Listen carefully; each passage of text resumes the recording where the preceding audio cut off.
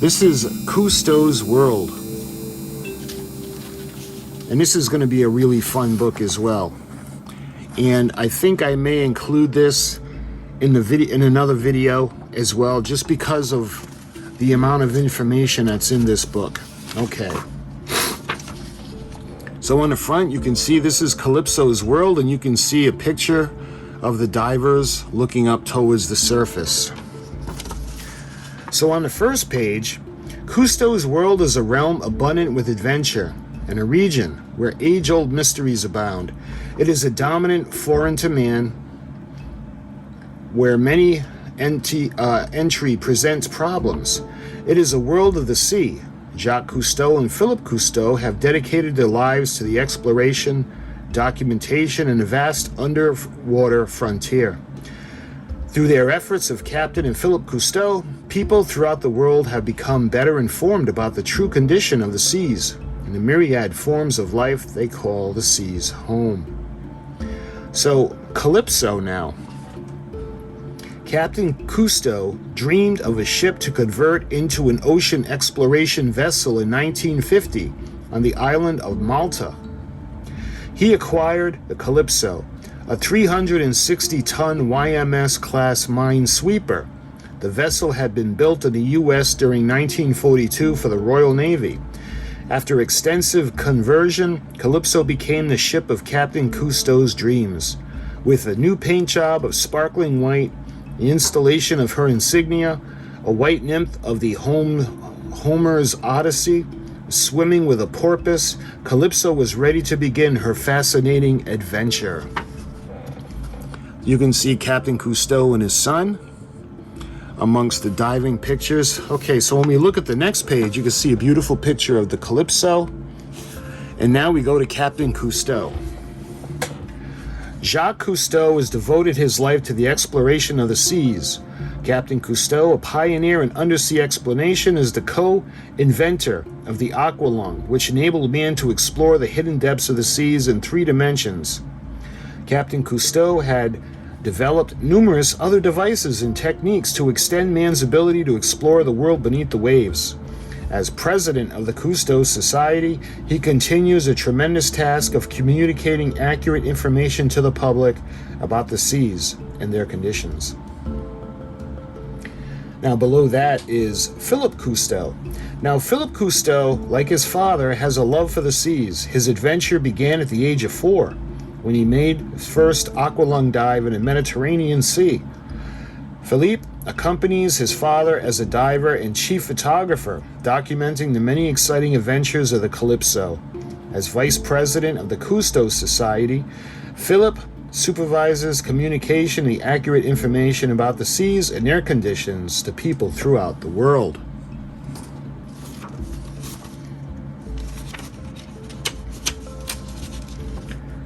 So now we have another page full of beautiful undersea pictures.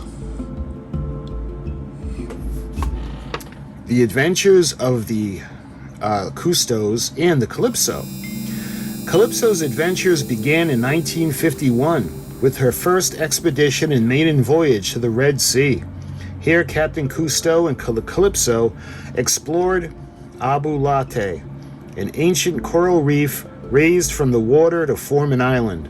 Some of the strange things that CALYPSO witnessed included lobsters molting, birds that dove into the sea for their meals, fish that could fly, and others that could climb trees. It was during CALYPSO's travels across the Red Sea that the underwater observation chamber was first used. From the position, schools of fish and other marine life could be observed as CALYPSO was underway. CALYPSO's next adventure took place in the Mediterranean Sea. CALYPSO and her divers participated in the underwater archaeological dig. The subject of the dig was a Roman cargo ship from the 3rd century BC. Ancient artifacts, amorphae, earthenware, containers were recovered from the site where the ship lay buried for centuries. The hull sections, tools, and fittings from the ancient craft were also recovered. From 1967 until 1965, CALYPSO and the Cousteaus roamed the Mediterranean, the Red Sea, the Indian Ocean, and the Atlantic and Pacific, As part of these adventures, 36 films for television were shot. During the time period, CALYPSO journeyed off the southern tip of Africa to discover if sea lions, after living in contact with humans for some time, would allow divers into the sea, as a dog might follow its master on land. 2 sea lions, nicknamed Pepito and Cristobal, were captured and studied aboard CALYPSO. The 2 sea lions were fitted with harnesses and leashes and then allowed to dive with CALYPSO's men. Soon the day of truth was at hand. The 2 sea lions were allowed to dive in the open sea without restraints.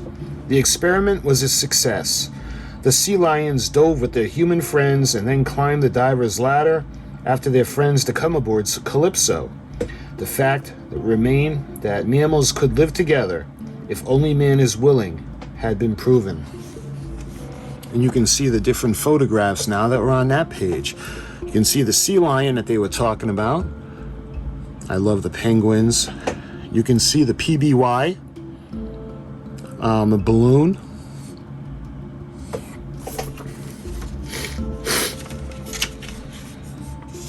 All right. Now we have a beautiful illustration of the CALYPSO herself. So what I'm going to do is I'm going to put the CALYPSO up for you, and we're going to read off all the sections. And instead of taking a photo of this, I'm actually going to scan them in so you get very good quality. So CALYPSO's features. A unique feature of CALYPSO is her underwater observation chamber. The chamber is reached using a ladder and a false bow, and the chamber is prone. The prone observer has a choice of 5 views through circular windows, 2 in front, 1 angled downward at 45 degrees, and 1 to each side. CALYPSO's helipad allows the Hughes 300C helicopter to take off and land. The helipad was originally located on the bow, but later moved to the stern. You can see it over there on the box. This was to facilitate the storage of the helicopter in CALYPSO's aft hold. The high observation bridge helps observers scan the horizon for marine life and assist in navigating the ship. CALYPSO's special crane on the port afterquarter can rotate to a full circle and lower to the water. CALYPSO is an important part of the Cousteau's world. She serves as an operations base for underwater exploration, a laboratory for marine life study, and home for CALYPSO's crew. So next up, it talks about the Galazzi diving chamber. And I hope I'm pronouncing that correctly. So the chamber is used as a submersible decompression chamber for CALYPSO's divers. A decompression chamber allows a diver to remain at the same pressure, that of the depth at which he was working. While the chamber is raised to the surface, the Galazzi diving chamber can be hoisted above CALYPSO, where divers can decompress under medical supervision. It can also be used as an underwater observation chamber. So when it comes to the mini-subs or sea fleas are 2 small one-place submarines. Each is equipped with a special communication equipment linking it to the surface. Mini-subs can operate for hours at 1,650 feet of depth. So now it goes to the helicopter, and that would be D. The Hughes 300C helicopter serves as a flying crow's nest for CALYPSO. The helicopter is an ideal way to search for and photograph marine life at the water's surface, and is invaluable for scouting through roots, through reefs, and around dangerous coral formations. So the next one would be E, and that would be the Troika camera sled. The Troika camera sled is a special mount designed for filming the ocean floor. The camera is mounted on one side of the sled, and the lights are positioned on the other. The sled, designed to right itself if overturned by an obstacle, is towed behind CALYPSO. All right, now we go to F, and that's the Zodiac and the inflatable boats. The Zodiac Mark III inflatable boat has a low profile and is extremely easy to dive from and climb aboard. The Zodiacs are used in shallow waters and to pursue marine life on the surface. Okay, now we go to G, and that would be the towfish. The towfish is a torpedo-like device with side-scanning sonar. As the towfish is pulled along, a beam scans the ocean floor from directly below the towfish outward, 500 meters on each side. The signals are transmitted to an onboard recorder that prints a topographic map. From the output, rocks, depressions, and ancient wrecks can be accurately detected. So now we go into this beautiful diagram of the Calypso herself. So now we're going to take a look at all the chambers. So first part, number 1 would be the diving saucer. Number 2 is the steering quadrant. 3, the Jumbo crane drive. Number 4 would be the diver's station. Number 5 would be the photo lab. Number 6 would be the Calypso's captain's stateroom. Number 7 would be Captain Cousteau's stateroom. Number 8 is the galley. Number 9 is the machine shop. Number 10 is the radio room and the navigation center. Number 11 is a NASA satellite antenna. Number 12 is the pilot house. Number 13 are the staterooms. 14 is stowage. 15 is the hatch to the observation chamber. And 16 is the observation chamber itself.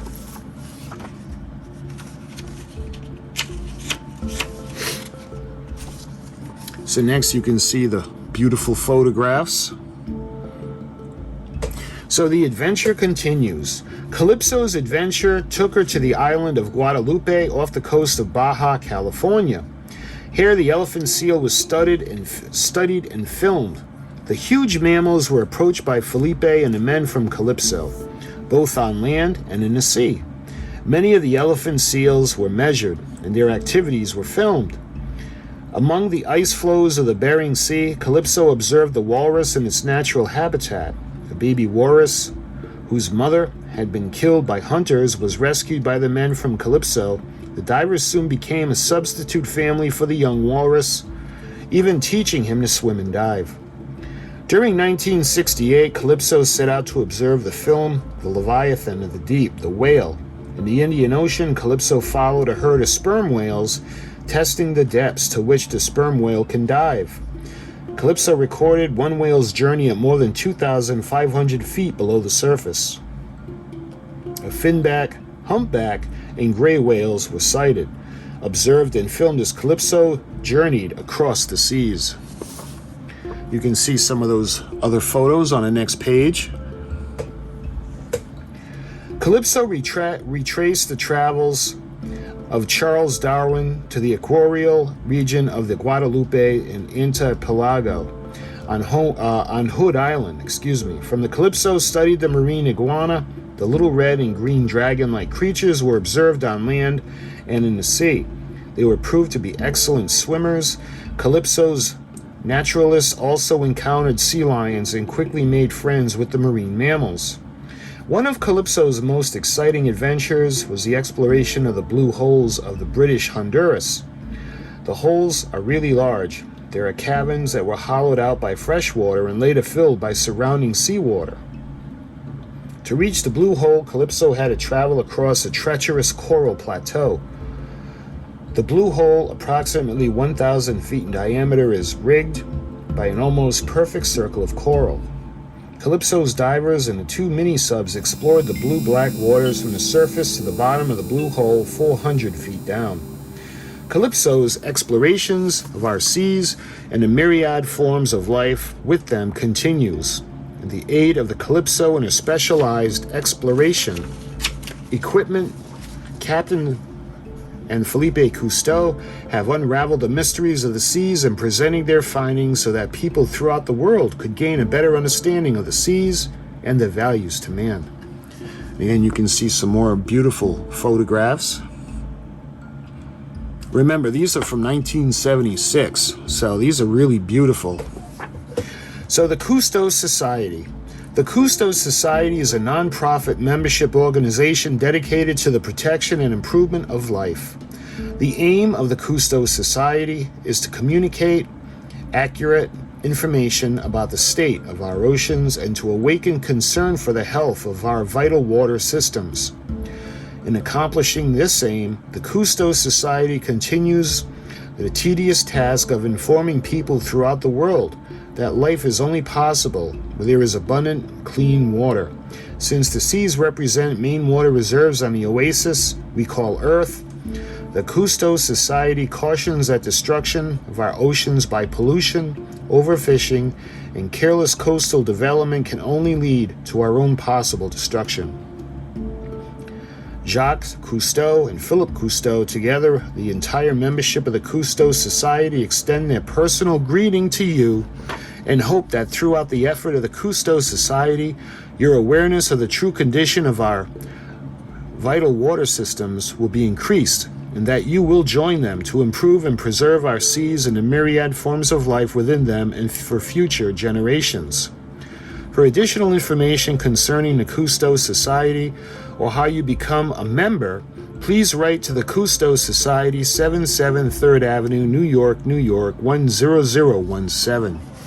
You can see a photograph of Jacques Cousteau, and you can see the other beautiful pictures. And on the back, you can see this is printed in the United States. This is book number 83097, 1976, Revell, and you can see the Calypso. So that was Cousteau's World.